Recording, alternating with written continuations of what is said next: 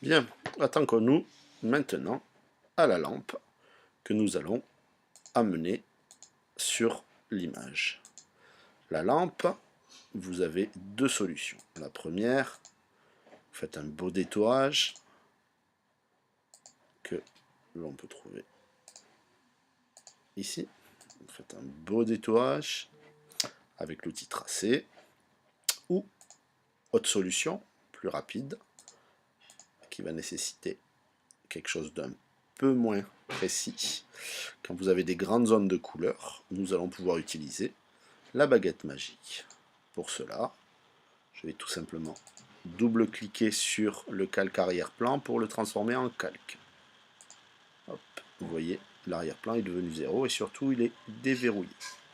Pourquoi? Parce que si je prends ma gomme, vous voyez, et que je gomme, hop, apparaît derrière un damier qui veut dire que je viens de gommer le blanc. Si je reviens ici, où mon arrière-plan est encore présent et j'ai ce gomme là, si je gomme, vous voyez que rien n'apparaît. Je gomme comme si je gommais sur une feuille de papier, donc apparaît le fond de mon image, l'arrière-plan de mon image, donc du blanc. Tout simplement. Pour cela, je double-clique, je crée un calque 0 et à partir de là, je peux enlever la matière. Pour enlever de la matière, je vais tout simplement utiliser ma baguette magique et cliquer dans la zone que je veux enlever.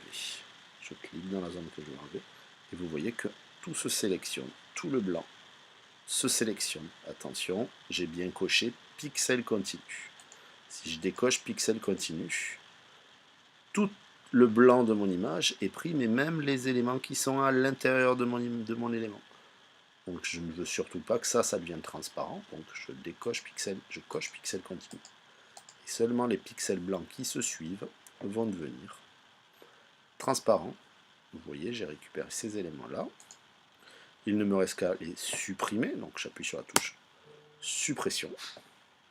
Et je fais tout cela sur toutes les zones blanches de mon image rapidement.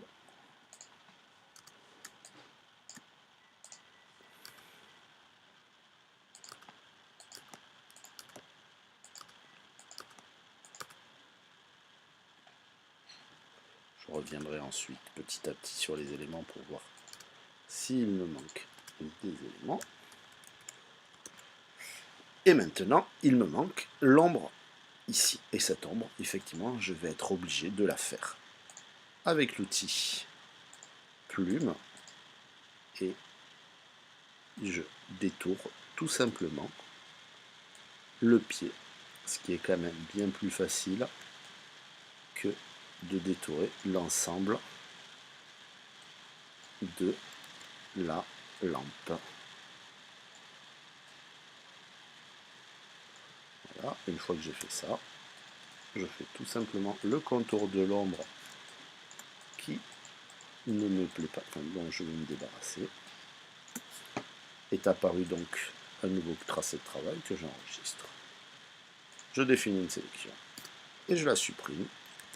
Et j'ai détouré ma lampe. Je sélectionne l'ensemble de mon image, je fais tout sélectionner. Vous voyez qu'apparaît ici une sélection qui indique que tout mon objet est sélectionné. Édition, copier. Je viens sur Génie, édition, coller. Apparaît ma lampe. Directement, vous voyez que il y a un petit liseré. Ce petit liseré, je vais annuler. Je reviens sur ma lampe et je vais tout simplement aller ici sur le calque. J'appuie sur la touche commande ou contrôle si je suis sur PC, commande sur mon Mac. Tout se sélectionne, vous voyez. J'appuie sur ici, vous voyez apparaître le petit rectangle de sélection autour de ma main. J'appuie sur commande. Tout apparaît. Sélection, modifier. Je contracte de 1 pixel. Je vais créer un petit contour progressif de 1 pixel aussi.